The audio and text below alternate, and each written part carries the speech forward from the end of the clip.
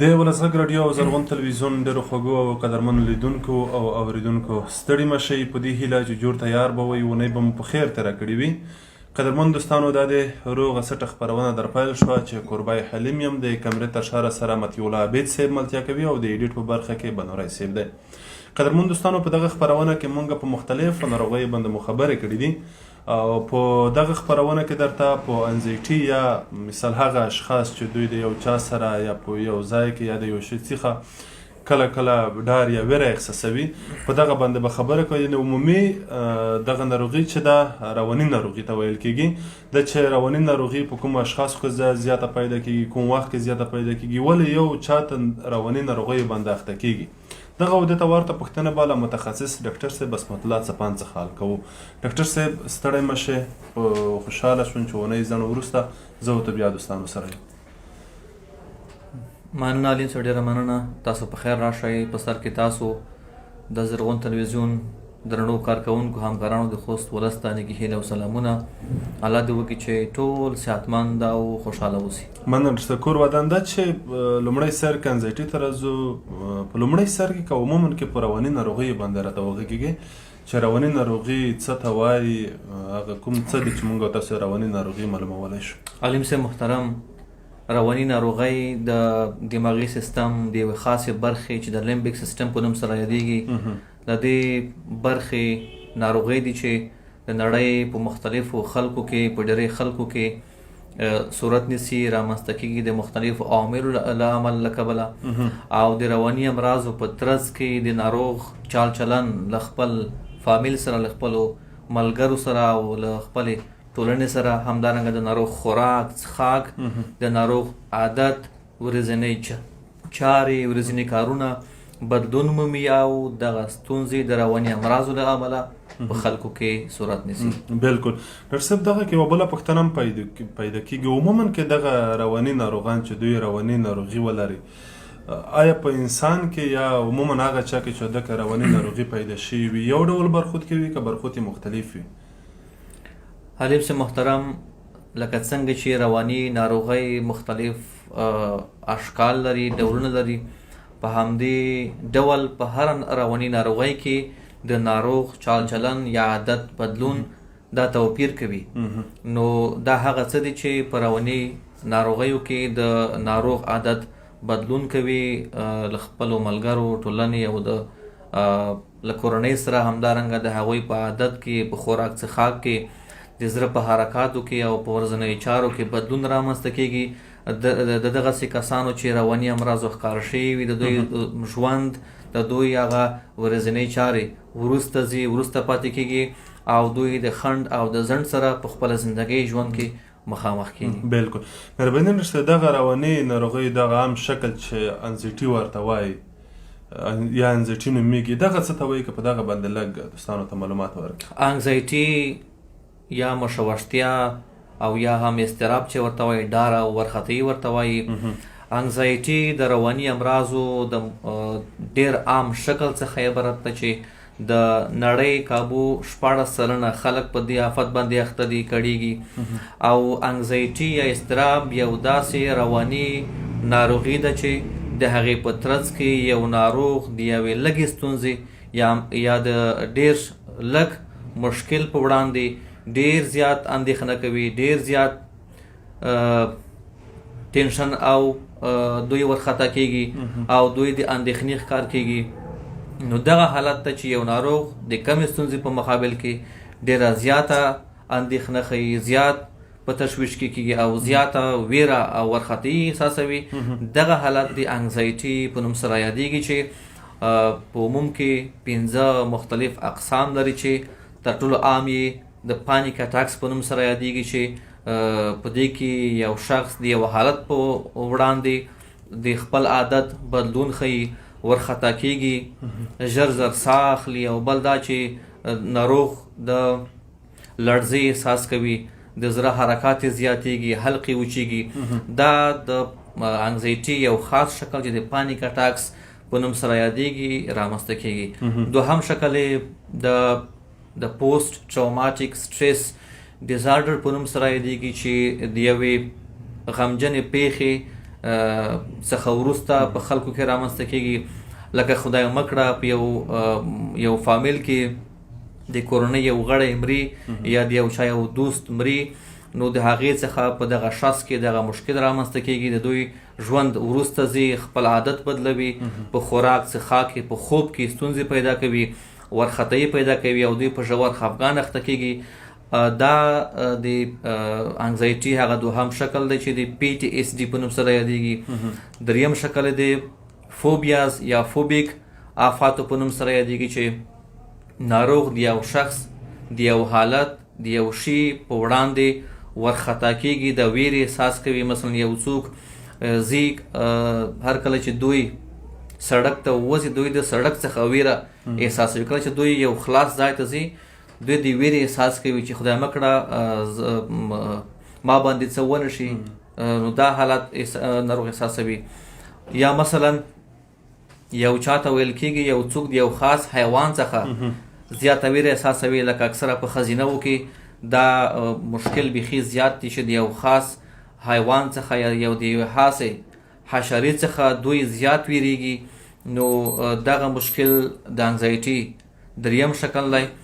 او څلورم شکل چې دی په عموم کې د انزایټي یوه عمومي ناروغي ده چې په دې کې ناروغ د مختلفو حالاتو، شیانو، اشخاصو څخه ویره احساسوي. د ځینو دواګانو څخه هم ناروغ ویره احساسوي، د ځینو خوراکونو څخه هم، د خوراک څخه هم ناروغ د ویرې احساس کوي چې که خدای مکړه په دې کې کوم چا څه اچولی وي، ما باندې بد اغېزه وکړي. دغه هم د انزایټي یو ډول دی چې د ناروغ خیال بدلیږي، د ناروغ عادت بدلیږي او د ویرې او ورختهیي احساس کوي. او پنځم شکل چې دی، پنځم شکل د اوبسیسیو کمپلسیو آفت په نوم سره یادېږي چې ناروغ د یوې خاصې عقیدې، د یو خاص خیال پر بنا یو کار بار بار تکراروي. لکه ځینې کسان بار بار خپل لاسونه مینځي، هغې سره وسواس وي چې زما لاسونه همداسې ناپاک پاتې شوي دي، بیا ځي تشناب ته او لاسونه وینځي. یا یو څوک کله چې لمانځه ته درېږي نو د لمانځه نیت څو ځله وایي. دا هغه څه دي چې د انزایټي یو ډول دی، وسواسي آفت ورته وایي. یعنې په دې معنا چې په دې آفت کې، په وسواسي آفت کې، وسواسي اجباري آفت کې چې د اوبسیسیو OCD په نوم سره یادېږي، په دې کې ناروغ په ځان د ځان هغه د دوی اطمینان له منځه ځي. نو دغه مشکل په دې بنا رامنځته کېږي او یو عمل څو ځله تکراروي. دا هغه پنځه مهم اشکال دي چې د انزایټي له امله صورت نیسي په مختلفو اشخاصو کې، د مختلفو عواملو له امله رامنځته کېږي. بالکل. نو قدرمن دوستانو، زرغون تلویزیون د روغه سټه خپرونه در پیل ده چې عموما کې په انزایټي یا په رواني ناروغیو باندې خبرې کوو. ډاکټر صاحب، کله چې یو چاته دغه انزایټي بیماري لګېږي، دی د څه شي نه زیاته ګیلې کوي یا هغه نښې نښانې چې په انزایټي ناروغ کې کېوي هغه څه دي؟ کله چې یو څوک په انزایټي باندې اخته شي او د ورختهیي احساس کوي، نو دغسې کسان د زړه حرکات زیاتېږي، یو ناڅاپي حلقې وچېږي، زر زر ساه اخلي. یو بل دا چې دوی د لړزې، د ورختهیي احساس کوي، بدن یې رپېږي. او دا هغه څه دي، دا هغه مهمې نښې او علامې دي چې په انزایټي یا په اضطراب اخته ناروغ کې رامنځته کېږي او صورت نیسي. دغه لکه مثال زړه درزېږي او عموما کې لاسونه ترېږي، د دغه وخت هم معلوم ده که په هر وخت کې ورباندې راتلی شي؟ علیم صاحب موږ یاده کړه چې هر کله یو ناروغ، یو شخص د یو چا سره د ملاقات پر وخت، د یو حالت سره د مخامخ کېدو پر وخت، او یا د یو شي د خوراک پر وخت، یا د یو حالت سره، د یو خفه کوونکي حالت سره، د یو مایوسه کوونکي حالت سره مخامخ کېږي، نو دوی ورخطا کېږي، بدن یې رپېږي، د زړه حرکات یې زیاتېږي، زړه یې ټکان کوي، ژر ژر ساه اخلي، او د دوی هغه عادت او خوی خیال هم بدلېږي. او دغه نښې دي چې په انزایټي اخته ناروغ کې رامنځته کېږي او صورت نیسي. بالکل. ډاکټر صاحب مهرباني، کله چې یو انسان روغ وي، مثال دغه انزایټي ونه لري، بیا هغه وروسته په انزایټي باندې اخته شي، دغه کوم اسباب او عوامل دي چې دغه ناروغي رامنځته کوي؟ علي صاحب محترم، په یو فامیل کې خدای مکړه د یو د فامیل د یو غړي مړینه، د کورنۍ تاوتریخوالي له امله، د فقر او د غریبۍ له امله د مسافرت له امله یو څوک مسافر کیږي دغه ستونزې پیدا کوي. همدارنګه په کورنۍ کې ستونزې، داخلي ستونزې، په یو هیواد کې جنگ او جګړې، بیکاري، دا هغه څه دي چې له دې عمله رواني امراض په ټوله کې او په ځانګړې توګه انګزایټي او اضطراب په خلکو کې تاسوس کوي او رامنځته کیږي. همدارنګه په کورنۍ کې د خاوند او د مېرمنې ترمنځ تاوتریخوالی، سوچ او خیال نه کول، دا هم هغه څه دي چې دغه مشکل هم په مېرمنه کې او هم په خاوند کې د انګزایټي او په ټوله کې د رواني امراضو د رامنځته کېدا باعث کیږي. بالکل ډاکټر مهرباني، د دغه انګزایټي ناروغۍ تشخیص څه ډول کیږي که په دغه باندې دوستانو ته معلومات ورکړي؟ علیم صاحب محترم، هر کله چې یو شخص په ځان کې دغه نښې چې ما یاد کړي د یو حالت سره د مخامخ کېدو په وړاندې ناروغ یو ناڅاپي بدن رپېږي، د زړه حرکات یې زیاتېږي، ورخطا کېږي، زیاته اندېښنه کوي او د دوی خیال او عادت خرابېږي یا هغه خیال یې بدلېږي، هغه څه دي چې دا د انګزایټي د نښو څخه حسابېږي. او کله چې دغسې یو شخص دغه ګیلې، دغه مشکلات، دغه ستونزې په ځان کې وویني، دا معنی چې دغه شخص په انګزایټي باندې اخته دی. دوی باید یو داخله متخصص ته ولاړ شي تر څو دغه مشکل تشخیص شي او پر وخت درملنه صورت ونیسي. ډاکټر صاحب، که چېرته په دغه انګزایټي کې خنډ او ځنډ رامنځته شي، کومه بده پایله هم درلودلی شي؟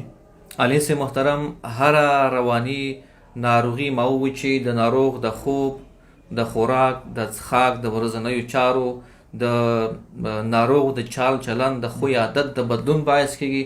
دا معنی چې دوی په ژوند کې ډېرې ستونزې رامنځته کیږي، دوی وروسته پاتې کیږي، دوی د دوی په فامیل کې خفګان رامنځته کیږي، دوی خپله د خفګان ښکار کیږي او دغسې کسان د وینې لوړ فشار پیدا کوي، د شکر ناروغي پیدا کولی شي، د زړه حرکات زیاتېږي، د زړه د حرکاتو بې نظمۍ دی پیدا کولی شي، د زړه حمله پیدا کولی شي.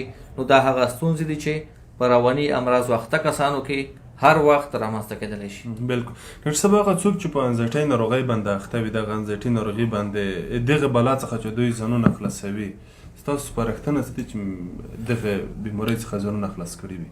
لومړی دا چې ټول هغه کسان چې په ځان کې ورخطایي مومي، د یو حالت سره د مخامخ کېدو پر مهال دوی زیات ورخطا کېږي، زیاته اندېښنه کوي، دوی بدن یو ناڅاپي رپېږي، د زړه حرکات زیاتېږي، ژر ژر ساه اخلي یا ساه بندېږي، حلقې وچېږي.